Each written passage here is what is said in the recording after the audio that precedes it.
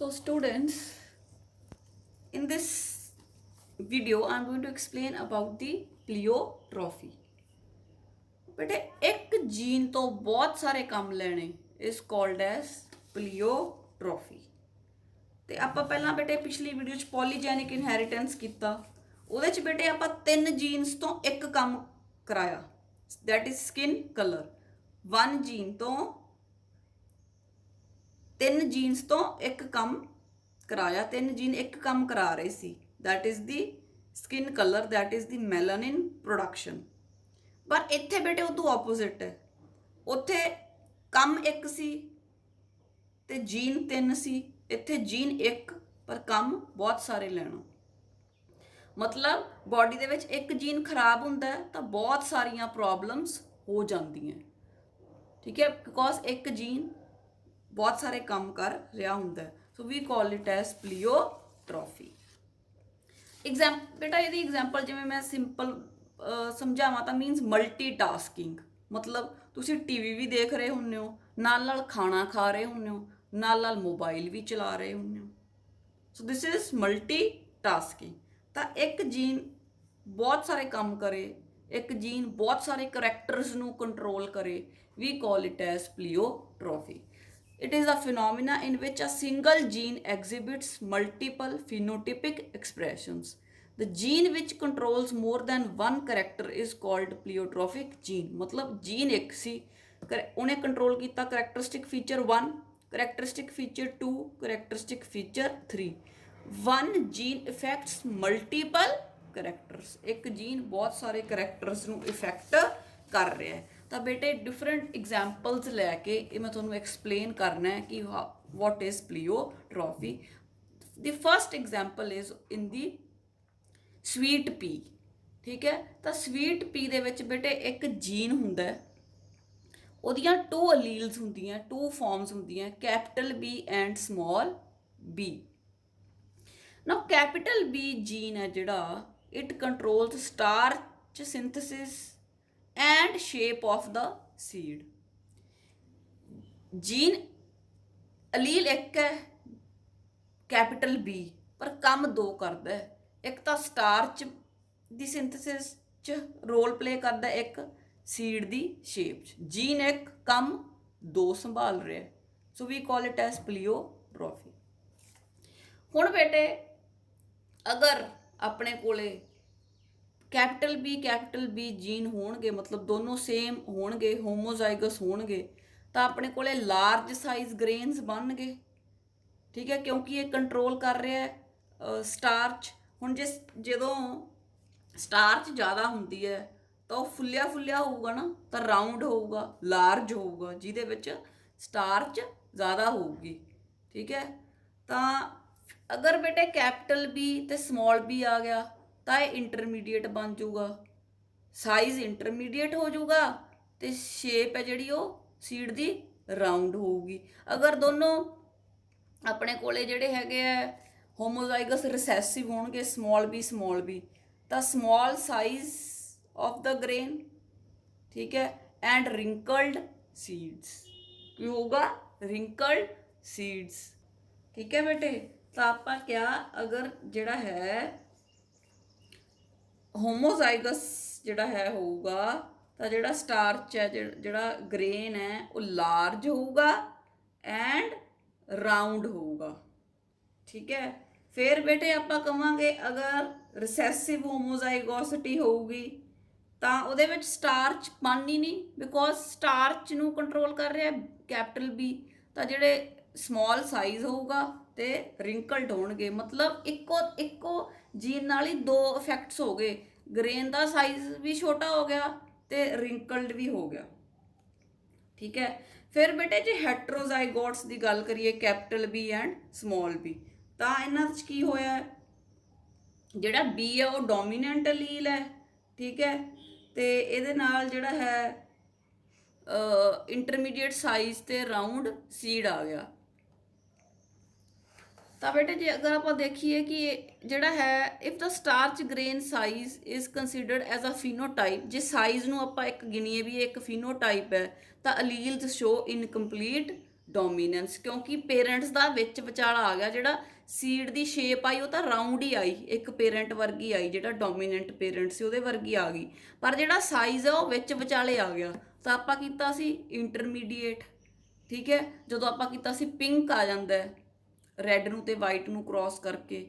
ਤਾਂ ਇੱਥੇ ਵੀ ਬੇਟੇ ਅਗਰ ਆਪਾਂ ਸਾਈਜ਼ ਨੂੰ ਇੱਕ ਕਰੈਕਟਰ ਮੰਨ ਕੇ ਚੱਲੀਏ, ਇੱਕ ਫੀਨੋਟਾਈਪ ਮੰਨ ਕੇ ਚੱਲੀਏ, ਤਾਂ these alleles also show incomplete dominance, ਕਿਉਂਕਿ ਪੇਰੈਂਟਸ ਜਾਂ ਲਾਰਜ ਸੀ ਜਾਂ ਸਮੌਲ ਸੀ, ਪਰ ਇਹ ਕਿਹੜਾ ਆਇਆ ਇੰਟਰਮੀਡੀਏਟ, ਵਿੱਚ ਵਿਚਾਲੇ ਦੇ ਸਾਈਜ਼ ਦਾ ਆਇਆ। ਤਾਂ ਦਿਸ ਫੀਨੋਟਾਈਪ the size phenotype ਜੇ ਆਪਾਂ ਨੂੰ ਲਈਏ ਤਾਂ it shows incomplete dominance. Now the first example was starch in production in the sweet pea. Now second we have the sickle cell anemia. ਤਾਂ ਬੇਟੇ ਆਪਾਂ ਇਹ ਕਿਹਾ ਵੀ one gene produces many effects. Now you all know our body makes proteins. Body ਬੇਟੇ proteins ਬਣਾਉਂਦੀ ਹੈ from amino acids. Amino acids ਦੇ join together with the help of peptide bonds to form proteins.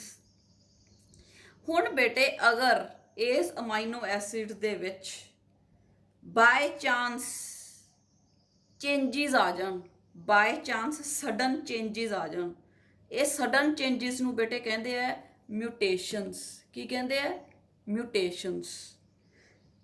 Jean ਦੇ ਵਿੱਚ ਜਾਂ ਜਿਹੜੇ amino acids ਸੀਗੇ, ਠੀਕ ਹੈ, ਜਿਹੜੇ ਇਹਨਾਂ ਨੂੰ ਕੰਟਰੋਲ ਕਰ ਰਹੇ ਜਿਹੜੇ ਜੀਨਸ, ਉਹਨਾਂ ਦੇ ਵਿੱਚ ਕੋਈ ਸਡਨ ਚੇਂਜ ਆ ਜੇ, ਜਿਹਨੂੰ ਆਪਾਂ ਕਹਿੰਦੇ ਆ ਮਿਊਟੇਸ਼ਨਸ।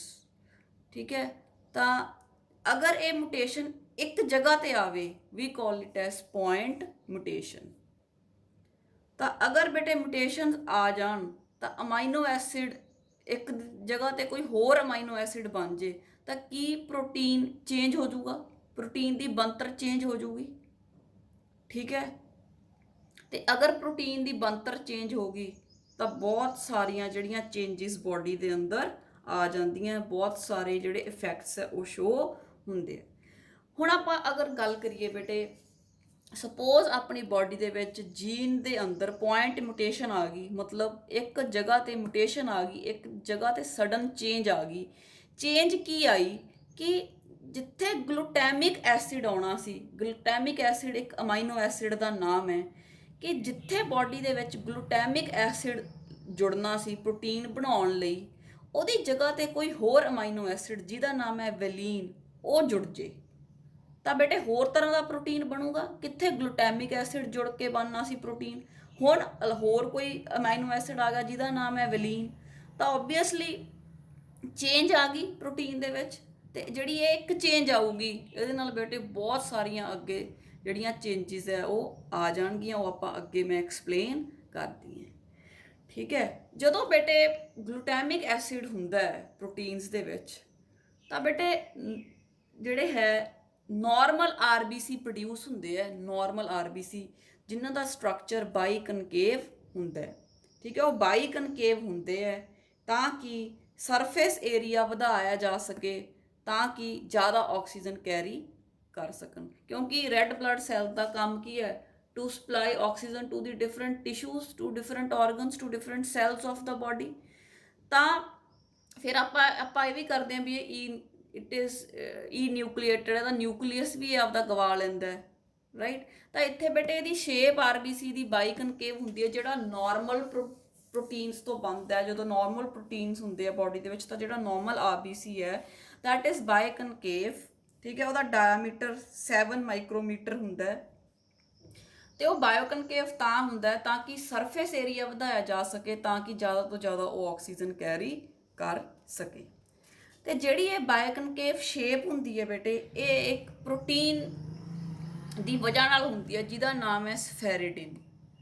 ਜਿਹਦਾ ਨਾਮ ਕੀ ਹੈ? ਸਫੈਰਿਡਿਨ। ਤੇ ਸਫੈਰਿਡਿਨ ਤਾਂ ਹੀ ਬਣੂਗੀ ਜੇ ਗਲੂਟਾਮਿਕ ਐਸਿਡ ਵਾਲਾ ਪ੍ਰੋਟੀਨ ਹੋਊਗਾ। ਠੀਕ ਹੈ, ਅਗਰ ਪ੍ਰੋਟੀਨ ਕਿੱਥੋਂ ਬਣੂਗਾ? ਗਲੂਟੈਮਿਕ ਐਸਿਡ ਤੋਂ। ਤੇ ਜਦੋਂ ਗਲੂਟੈਮਿਕ ਐਸਿਡ ਜੁੜਦਾ ਹੈ ਤਾਂ ਪ੍ਰੋਟੀਨ ਬਣਦਾ ਹੈ, ਉਸ ਪ੍ਰੋਟੀਨ ਦਾ ਨਾਮ ਹੈ ਸਫੈਰਿਡਿਨ।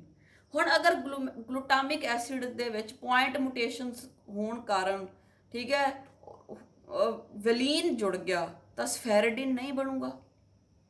ਵੈਨ ਗਲੂਟਾਮਿਕ ਐਸਿਡ ਇਜ਼ ਰੀਪਲੇਸਡ ਬਾय ਵੈਲੀਨ, ਠੀਕ ਹੈ, ਜਦੋਂ ਕਹਿੰਦਾ ਗਲੂਟਾਮਿਕ ਐਸਿਡ ਦੀ ਥਾਂ ਤੇ ਵੈਲੀਨ ਲੱਗ ਜਾਂਦਾ ਹੈ, ਵੈਲੀਨ ਲੱਗ ਜਾਂਦਾ ਹੈ, ਤਾਂ ਸਫੈਰਿਡਿਨ ਇਜ਼ ਨਾਟ ਫਾਊਂਡ।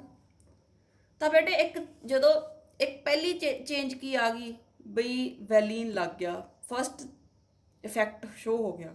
ਸੈਕਿੰਡ ਸਫੈਰਿਡਿਨ ਨਹੀਂ ਬਣਿਆ, ਸੈਕਿੰਡ ਚੇਂਜ ਆ ਗਈ।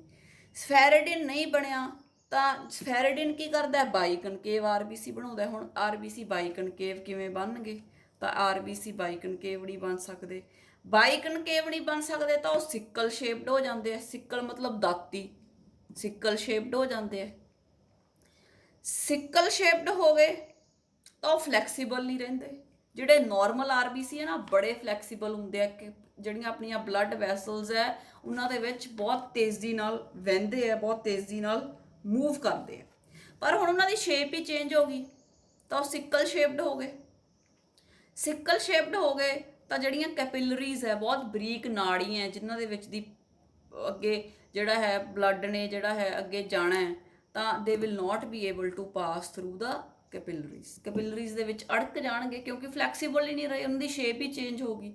ਜਦੋਂ ਕੈਪਿਲਰੀਜ਼ ਦੇ ਵਿੱਚ ਬੇਟੇ ਅਟਕ ਜਾਣਗੇ ਤਾਂ ਇੱਕ ਥਾਂ ਤੇ ਜਮ੍ਹਾਂ ਹੋ ਜਾਣਗੇ ਤਾਂ ਕਲੌਟਸ ਬਣ ਜਾਣਗੇ। ਫਿਫਥ ਚੇਂਜ ਆ ਗਈ। ਦੇਖੋ ਇੱਕ ਚੀਜ਼ ਦੇ ਵਿੱਚ ਪ੍ਰੋਬਲਮ ਆਈ, ਸਿਰਫ ਗਲੂਟਾਮਿਕ ਐਸਿਡ 'ਚ ਪ੍ਰੋਬਲਮ ਆਈ, ਉਹਦੀ ਥਾਂ ਤੇ ਵੈਲੀਨ ਲੱਗ ਗਿਆ, ਠੀਕ ਹੈ। ਸਫੈਰਿਡਿਨ ਨਹੀਂ ਬਣੀ, ਸ਼ੇਪ ਚੇਂਜ ਹੋ ਗਈ, ਸ਼ੇਪ ਚੇਂਜ ਹੋਣ ਨਾਲ ਕਲੌਟਸ ਬਣ ਗਏ।